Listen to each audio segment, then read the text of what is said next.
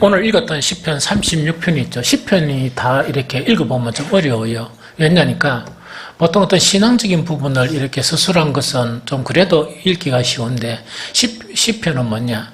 그런 모든 부분을 시로 묘사해서 이렇게 기록된 것이기 때문에 우리가 좀 이해하기 힘들어요. 그런데 그 시편 36편을 좀 이해를 잘하려고 그러면 어떻게 읽어야 되느냐? 시편 36편, 시편 37편 이걸 같이 읽어야 돼요. 그래서 한 가지 시라 이렇게 읽으면 돼요. 그런데 우리가 이제 구분하면서 시편 36편, 시편 37편 이렇게 이제 기록이 되어 있거든요. 그래서 두 개 같이 36편, 37편을 같이 읽고 이 묵상하면 참 이해가 좀 쉽습니다. 그런데 그 조금 여러분들이 설교하기 전에 효과적으로 이해하기 위해서 시편 36편하고 시편 37편 이 두 가지가 한 시인데 이 자체가 어떻게 이 시가 이제 이렇게 나왔느냐 하는 그 배경을 우리가 좀 알아야 돼요. 이 배경은 이런 배경이에요. 이 다윗이 그 이스라엘 그런 왕으로 세워져요. 이스라엘 왕으로 세워지는데 그런데 이 의미가 왕으로 세워지는 의미가 좀 남달라요. 이 남다른데 어떻게 남다른가 하니까 하나님께서 다윗을 왕으로 세우죠. 이 사울은 패했다 그죠? 이제 다윗을 왕으로 세웠죠. 세웠는데 이거는 어떤 의미인가 하니까 우리나라 때 어떤 왕이 세워지고 중국의 왕이 세워지고 하는 그 왕들하고 개념이 달라요. 그 개념이 다르고 어떤 개념을 이야기하는 거니까 하나님은 이 다윗을 세워서 뭐가 가능하도록 신정이 가능하도록 보통 신정 혹은 신정통치, 신정정치 이렇게 이야기해요. 신정정치라는 건 어떤 의미인가 하니까 신이 그 나라를 다스린다는 그런 의미예요. 그래서 여러분들 보면 이제 기독교가 발생한 그 팔레스틴 그런 주변이나 그러면 옛날 그 유럽 주변이나 그 아프리카 주변, 이집트 있죠. 이런 주변 같은 경우에 어떤 경향성을 지니는가 하니까 일본도 그런 경향이 좀 지니고 있죠. 왕이 곧 누구로 이렇게 설명이 됩니까? 신으로 설명이 돼요. 그래서 이집트 자체도 보면 여러분들 얼마 전에 TV에서 방영한 그런 이 영화가 하나 있었습니다. 그 영화를 왜 열심히 봤느냐?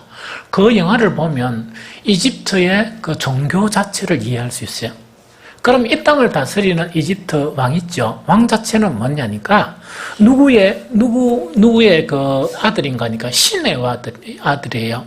그 라하라는 신의 그런 아들이 통치를 한다는 이야기예요. 그럼 이거는 의미가 뭔가 신정을 이야기해요. 신정 통치. 그 자기들이 생각한 그런 교리나 이걸 만들어 가지고 이 신이 통치하는 나라로 만들이는 그 왕 자체가 뭐냐니까 바로 신의 아들이다 이렇게 보는 거예요. 이 로마의 그런 황제들도 낸주 그것을 본보죠. 이 로마에도 뭐냐니까 이 다신이잖아요. 이 다신이다 보니까 항상 왜 황제 그 사상이 왜 나타나는 거니까 신정 자체의 사상이 나타나 있는 거예요. 그런데 이 다윗이 왕으로 세워진 것은 열왕들처럼 열신, 즉 이 하나님은 신중의 신이시죠. 신중의 신이신 여호와 하나님이 통치하시도록 누구를 세우느냐? 다윗을 세우는 거예요. 그러면 다윗을 세우면서 다윗 자체는 인간으로서 왕으로서 하나님의 통치를 다윗의 왕을 사용해서 하나님의 통치가 가능하도록 하는 것이 신정정치예요. 이거 좀 이해가 되겠죠? 그러면 어떻게 되는가 하니까 다윗의 좀 독특한 면이 있죠. 제가 한 번씩 그렇게 이야기하죠. 다윗은 신학자도 아니고 다윗은 목사도 아닌 사람이 성직자도 아닌 사람이 군인이면서도 왕인데 얼마나 영성이 깊은가 하는 그 이야기죠. 그 해답 자체가 이런 해답이 있어요. 이 하나님의 그런 통치가 가능하도록 이 하나님이 다윗을 세운 거예요. 다윗을 세웠는데 어느 정도 잘 다스렸느냐? 하나님의 마음에 쏙 들어가게 다스린 거예요. 이거는 뭘 이야기하는 거니까 다윗이 다스리는 거는 누가 다스린 거와 거의 같다? 하나님이 다스리신 것하고 거의 같다는 이야기거든요. 놀랍죠? 그래서 다윗은 허물이 있고 이래도 그것이 큰 문제가 안 되는 거예요. 그러면서 어떻게 이야기하는가? 하나님께서 그 후왕들을 세울 때마다 누구를 들먹이느냐? 솔로몬을 세울 때마다 다윗처럼 네 아비 다윗처럼만 하면 그 다음에 그 열왕들에게도 다윗처럼만 다스리면 너희 왕 이 자체가 왕권이 자손 대대로 영원하게 될 것이다 하는 그거 지금 이야기예요. 그래서 이제 신약 시대에 이 바울이 딱 보니까 이 다윗을 통해서 그 신정 정치가 이루어지는데 어느 정도 그러니까 우리가 성경에 나타난 한 의미는 문자로나 우리의 그런 배경, 이 사상의 배경으로 보면 하나도 몰라요. 그러면 다윗은 뭐냐? 그 모든 걸 통달한 다윗이 딱 보니까 바울이 보니까 다윗은 어떤 사람이었느냐? 정말 하나님의 마음에 딱 맞는, 즉 이거는 뭐냐? 다윗이 왕으로서 인간으로 이렇게 통치를 했지만 하나님이 다스리는 그 나라를 이루게 됐다는 그 이야기입니다. 그럼 대상은 누굽니까? 천사들이 아니고 죄 많은 인간들이라는 그 이야기예요. 하나님의 나라 자체가 뭘 의미하는가? 하나님이 다스리는 통치 자체가 가능한 그런 세상, 그런 나라를 만드는 것 자체가 하나님의 나라예요. 그래서 이것 자체가 점차적으로 완성되면서 때가 되면 예수 그리스도께서 이 땅에 오시면서 무엇이 이루어집니까? 하나님의 나라가 이 땅에 가능하게 되어 있는 거예요. 이게 무슨 말인지 알겠죠? 요즘 우리 젊은이들이 그렇게 오래됐던 찬양인지 그건 잘 모르겠지만 이 젊은이들이 막 부르는 찬양에서 이 뭡니까? 복음 이 찬양에서 제가 너무 은혜를 많이 받아요. 그 젊은 나이들이 막 이렇게 템포도 안 맞는 게 아니고 맞기는 맞는데 서로 경쾌하고 부르면서 대부분의 정말 그 젊은 청년들이 막 부르면서 이 또 청년들이 막 따라하면서 소리치는 것이 뭐냐? 하나님의 통치가 이루어지게 하시고 주님은 바로 왕 중의 왕이시고 하나님은 왕이십니다는 그런 고백이죠. 하나님의 나라가 속히 이 땅에 이루어지게 될 하면서 막 이렇게 열정적으로 부르는 것을 보면서 저것 자체가 정말 성령의 깨달음으로 만약 그게 부른다 그러면 우리나라 기독교는 앞으로 희망이 있다. 희망이 있다.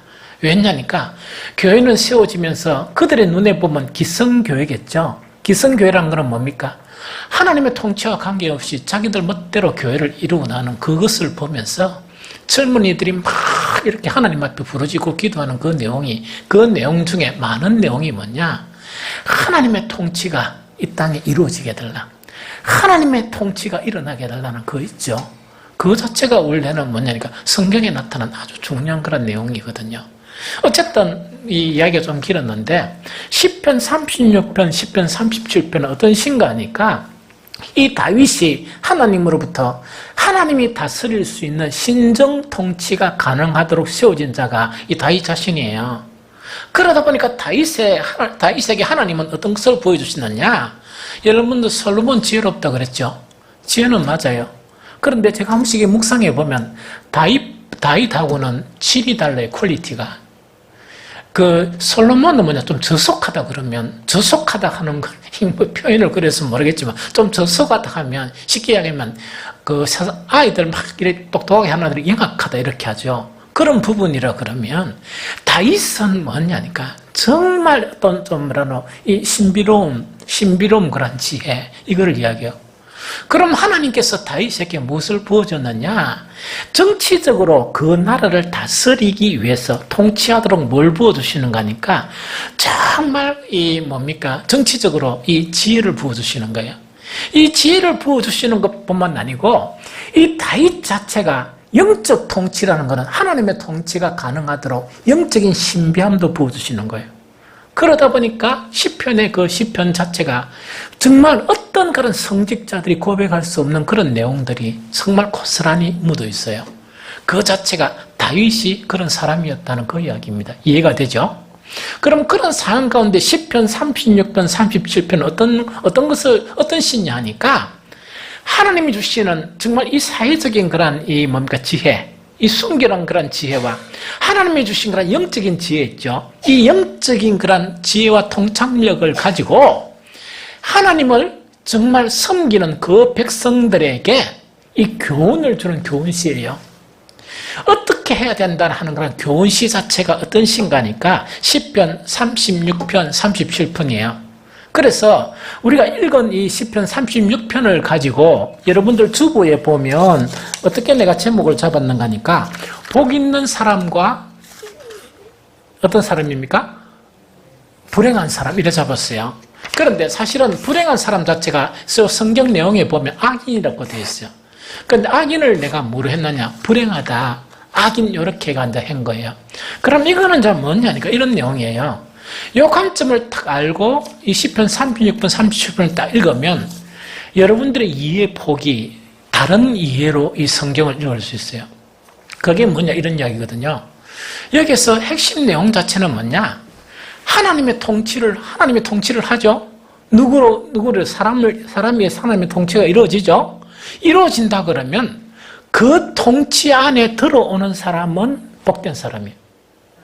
그 통치 안에 들어오는 사람은 복된 사람이고 길을 쓰고 그 통치 밖으로 나가는 사람이 악인, 불행한 사람이에요. 이해가 되죠? 다시 이야기할게요. 시편 36편, 37편 이래 생각하면 안 됩니다.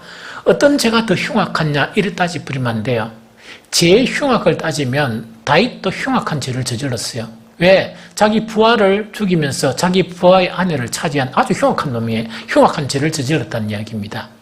그런데 그 자체가 복이 선이고 악이 아니고 여기서 하는 거는 뭐냐니까 하나님의 통치 안에 들어오는 사람, 허물이 있고 이래 하더라도 그 사람이 복 있는 사람이고 하나님의 통치 안에 안 들어오고 벗어나려고 하는 사람이 있죠. 그 사람이 악인이고 그 사람이 불행한 사람이라는 그거 지금 이야기예요. 이해가 되겠죠?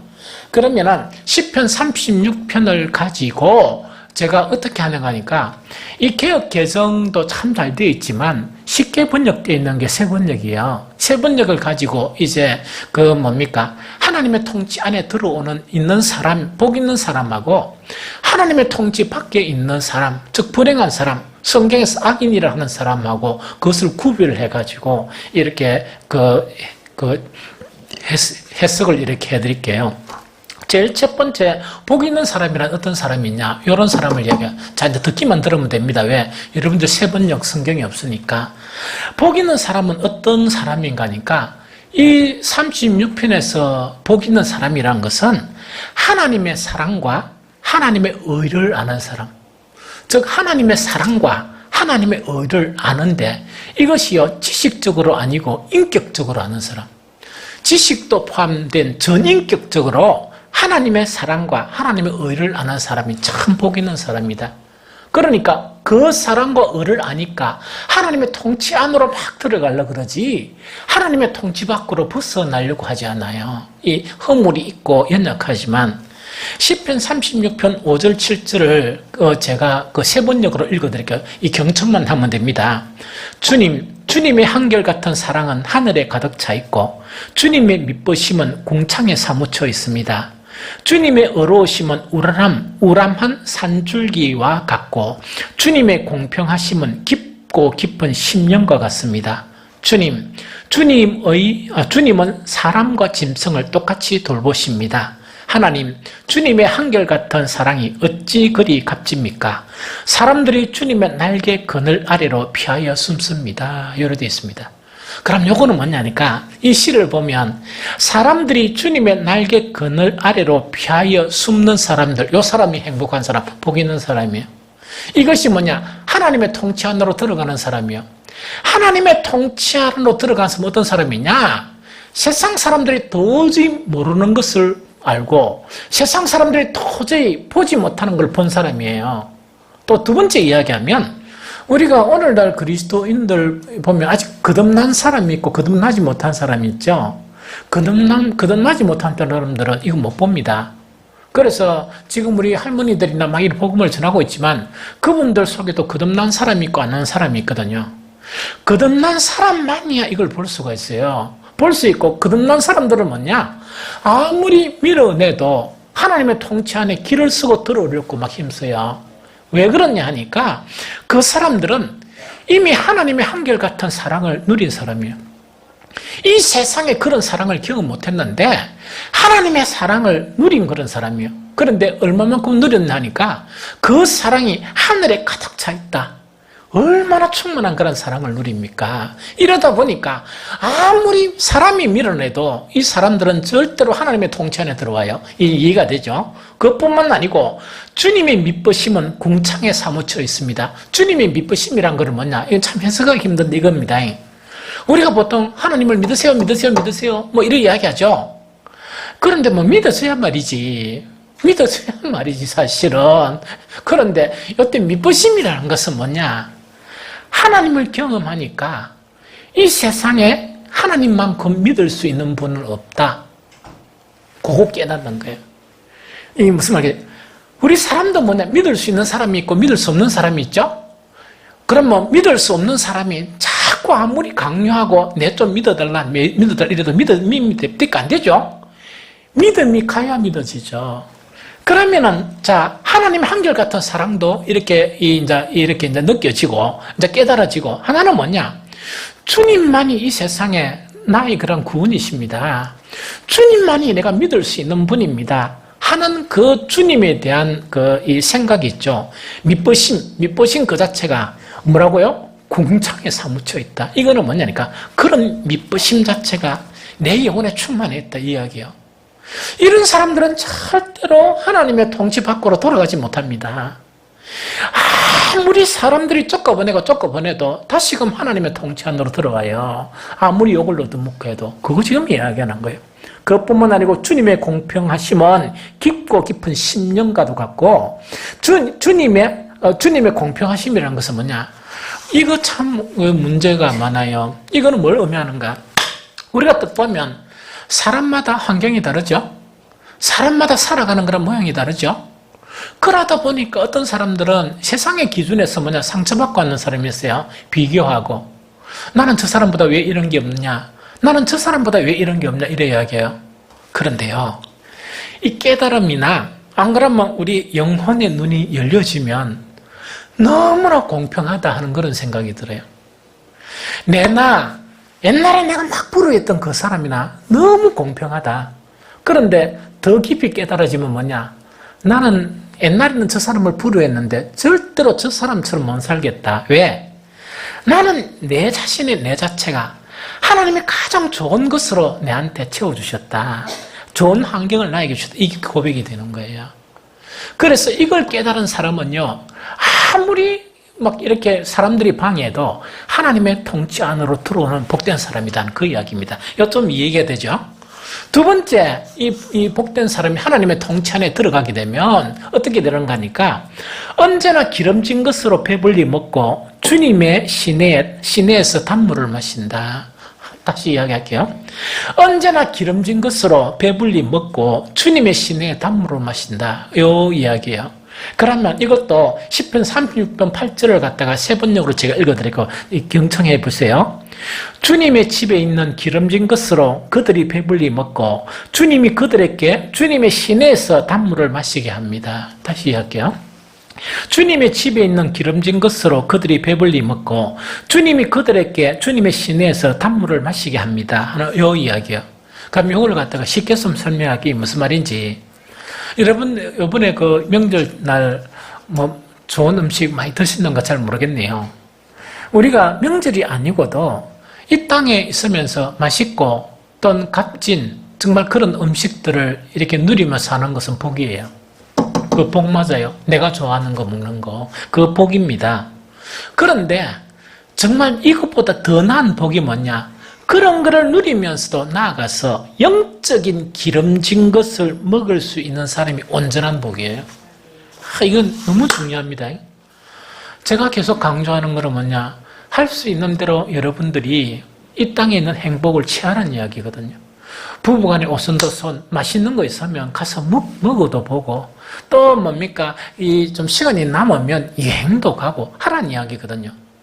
그런데 그것도 복이지만 그것만 있으면 아무 복이 아니에요. 참된 복은 뭐냐? 그런 것들을 누리면서 뭐냐?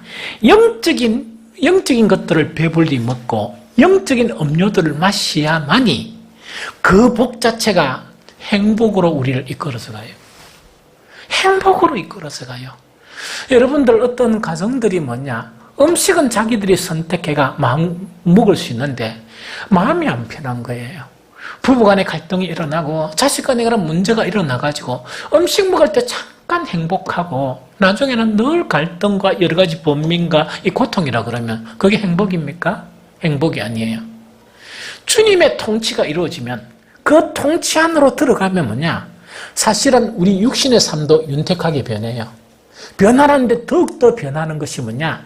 영적인 기름진 것을 먹으면서 영적인 뭡니까? 음료를 마시는 이런 부분이 나타나요.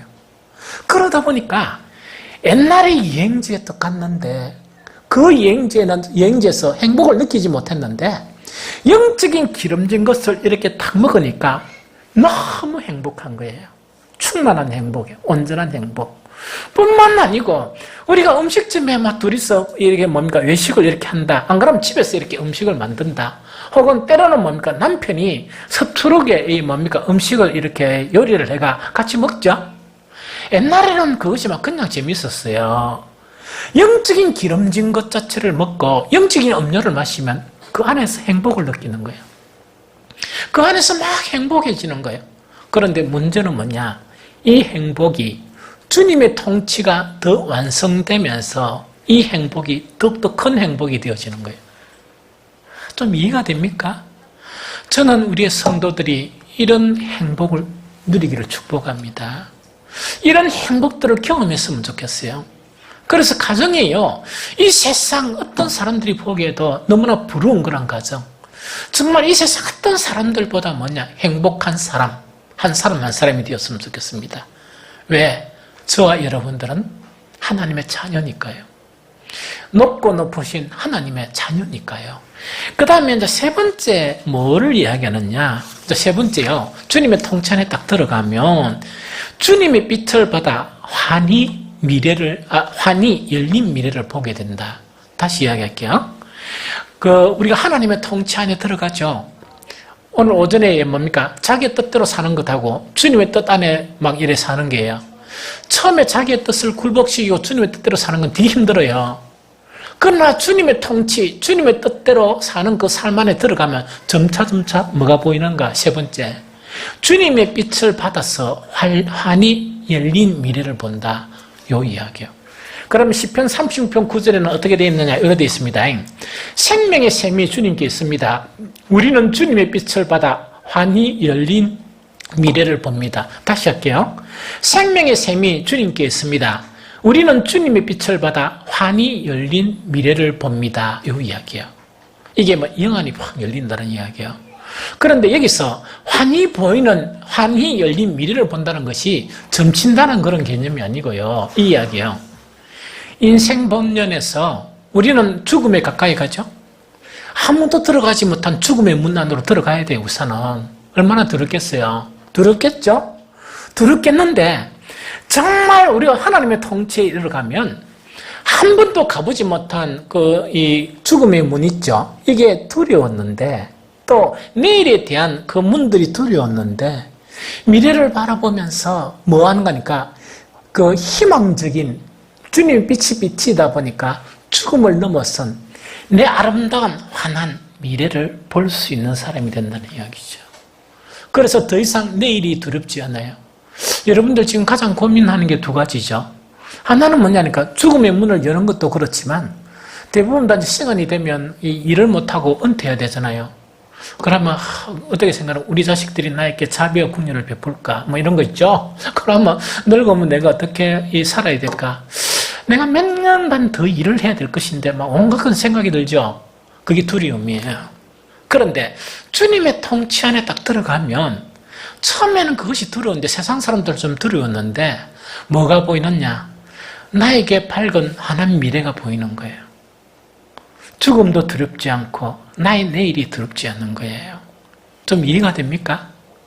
이것이 내 뜻대로 살 때는 못 보고 하나님의 통치 안에 들어가게 되면 이것을 보게 된다는 거예요. 이게 복 있는 사람이에요. 그럼 불행한 사람이라는 것은 뭐냐? 하나님의 통치 안에 안 들어가고 지 뜻대로 살고자 하는 사람이 있죠. 이런 사람들은 어떤 사람이라고 묘사되어 있느냐? 제일 첫 번째로 이렇게 묘사되어 있습니다. 마음 깊은 곳에 반역의 충동이 있다. 다시 그대로 마음 깊은 곳에, 이 마음 깊은 곳에 뭐 하는 거? 반역, 데모하고 반역하는 거 있죠. 그 충동이 있다는 이야기예요. 누구를 향해서? 하나님을 향해서. 자, 다시 이야기해요. 악인들은 절대로 어디 못 들어가느냐? 하나님의 통치에 안 가요. 자기가 들어가야 돼. 왜 못 들어가느냐? 마음 깊은 곳에 반역의 충동이 늘 있기 때문이에요. 그래서 자기가 원하는 인생을 살지 하나님의 통치에 못 들어가요. 복이 있어야 들어가요. 이게 무슨 말이겠죠? 복이 있어야 들어가요. 그러면 이 시편 어떻게 됐냐? 시편 36편 1절에 보니까 제가 세 번역 그대로 읽어드릴게요. 너무 쉬워요. 악인은 마음 깊은 곳에는 악인의 마음 깊은 곳에는 반역의 충동만 있어 그의 눈에는 하나님을 두려워하는 기색이 조금도 없습니다. 이거 다시 한번 읽어드릴게요. 자, 이게 아주 좋습니다. 악인의 깊은 곳에는 반역의 충동만 있어 그의 눈에는 하나님을 두려워하는 기색이 조금도 없습니다. 이야기죠. 자, 이거는 뭐냐? 하나님의 통치에 들어간 그 백성도 매일 순간순간 누구를 두려워합니까? 하나님을 경외하고 두려워하죠. 악인은 절대로 그 모습 속에서 하나님을 두려워하는 거는요, 찾아보려고 해도 티끌도 못 찾았어요. 왜 못 찾나 하니까 그 마음 깊은 곳에 뭐가 있다고요? 반역의 충동만, 하나님께 반역하고자 하는 충동만 있기 때문에 하나님이 안 두려운 거예요. 그런데 이 사람들이 보면 보기 되게 좋은 사람 같죠? 이게 악인이라는 이야기거든. 이게 불행한 사람이야. 그래서 언제나 뭐냐? 반역의 충동이니까, 충동이 있다 보니까 하나님이 성경을 통해서 이것이 구원의 길이다고 된 거 있죠? 다 무시해버려요. 이걸 어떻게 무시하는가? 여러분들 바쁠 때 교통 질서 무시하고 가죠? 그거 무시해버리는 거예요. 그러고 하나도 겁을 안 내는 거예요. 이렇게 살아가는 사람이 바로 악인이다. 이게 하나님의 통치 밖으로 가는 사람이 이 사람들이에요. 두 번째 뭐냐? 이 악인이라고 하는 사람, 이런 사람이요. 지나치게 자신감 있고 전혀 회개라는 건 모르는 사람. 다시 할게요. 지나치게 자신감 있는 거예요. 자신감 있고 전혀 회개를 몰라요. 이 내일에 대한 자신감도 자신 충만한 거예요. 그럼 이것도 읽어드릴게요. 시편 30편 2절에 보면 그의 눈빛은 지나치게 의기양양하고 제 잘못을 찾아내 버릴 생각은 전혀 없습니다. 요렇게 되어 있는 거예요. 다시 이야기할게요. 하나님의 통치 안에 안 들어가면 어떻게 되는 거니까 눈빛은 뭐라고요? 의기양양해요. 다 의기양양하고 지 잘못은 찾아내서 버릴 생각은 눈곱맛도 못 찾는다. 이런 사람이에요. 이게 무슨 말이겠습니까? 그래서 세상적으로 보면 억수로 대단한 사람 같고 용기 있는 사람 같죠? 이 사람이 악인이에요, 사실은. 그 다음 세 번째는 뭐냐니까 좋은 일 하기에는 가능성이 없는 사람이다. 성경은 이렇게 표현해요. 다시 이야기할게요. 선한 일이나 좋은 일은 뭡니까? 가능성이 없다는 이야기거든요. 왜 가능성이 없느냐? 자, 시편 30편 3절은 이렇게 묘사해요. 그의 입에서 나오는 말이란 사기와 속임수 뿐이니 그런데 자기는 절대로 사기를 안 해요. 정당하다 생각하고 맞다 이야기해요. 하나님이 보시기에는 뭐냐? 그의 입에서 나오는 말이란 사기와 속임수 뿐이니 설기를 짜뉘어서 좋은 일을 하기는 이미 틀렸습니다. 요 사람이요. 즉 뭐냐? 하나님 통치 밖에 있는 사람은 늘 자기는 똑똑하고 정당하다 그러면 그렇지만 하나님 보시기에는 하나님의 선한 일을 하기는 이미 틀려버린 사람이다. 하나 이런 사람입니다. 네 번째 뭐냐? 한사코 악을 버리려 하지 않는다. 이렇게 되어 있습니다. 시편 36편 4절에 보면 잠자리에 들었어도 남 속일 궁리나 하고 범죄의 길을 고집하며 한사코 악을 버리려고 하지 않습니다. 이렇게 되어 있습니다. 그럼 이게 뭐냐? 어떤 관점으로 이해해야 되느냐? 지금 하나님의 나라라는 건 하나님의 통치를 이야기해요. 천국은 어떤 곳이냐? 우리가 그렇게 가려고 발버둥 치는 천국은 이 땅의 통치가 아닌 하나님의 통치가 있는 곳으로 들어가는 곳이 천국이에요. 이 무슨 말인지 알겠습니까? 그러면 어떠냐니까 하나님의 통치 안에 들어가는 사람을 복된 사람이라고 그러고 하나님의 통치 안에 들어가는 사람이 행복한 사람이에요. 이 믿음의 사람이고 하나님의 통치 밖으로 막 나가는 사람이 있죠. 이 사람들이 불행한 사람이고 악인이라고 이야기해요. 예수님은 이걸 오늘 오전 예배 설교부터 이렇게 표현해요.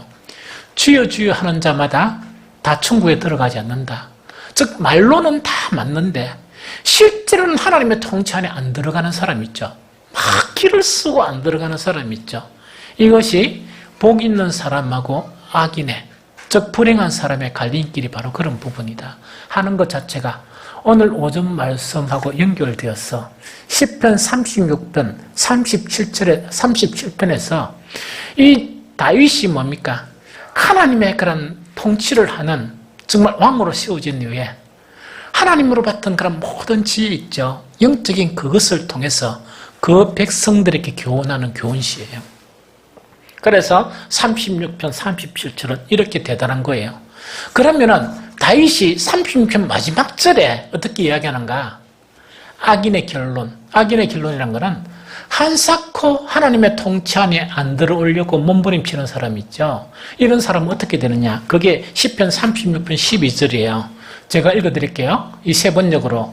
그때 악을 일삼는 자들이 넘어져서 다시 일어나지 못한다. 다시 못 일어나요. 그런데요, 여러분들은 인생 전체를 생각하고 또 영혼의 생각해 보면 두 가지예요. 정말 하나님을 반영하는 사람은요, 인생 안에서도 어느 시점에 탁 넘어져서 다시금 회복 불능의 상태로 가는 수도 있어요. 또 그렇게 안 간다 손치더라도 영혼의 시간 속에서 보면 반드시 넘어지고 다시금 일어서지 못하는 그런 길로 가는 것이 악인의 길이다 하는 그거를 이야기합니다. 결과 악인의 형통을 부러워해서는 안 됩니다. 악인의 형통을 부러워하지 마세요. 형통을 부러워하지 못하고 그 다음에 우리는 뭘 해야 되느냐? 주님의 다스림 안으로 들어가야 되고 주님의 다스림에 순응해야 됩니다. 이것이 구원이고 이것이 처음에는 어려운 길이지만 결국은 이것이 뭐라고요? 행복의 길이다 하는 것이 우리에게 가르쳐준 그런 귀한 교훈이다 하는 그런 부분이죠.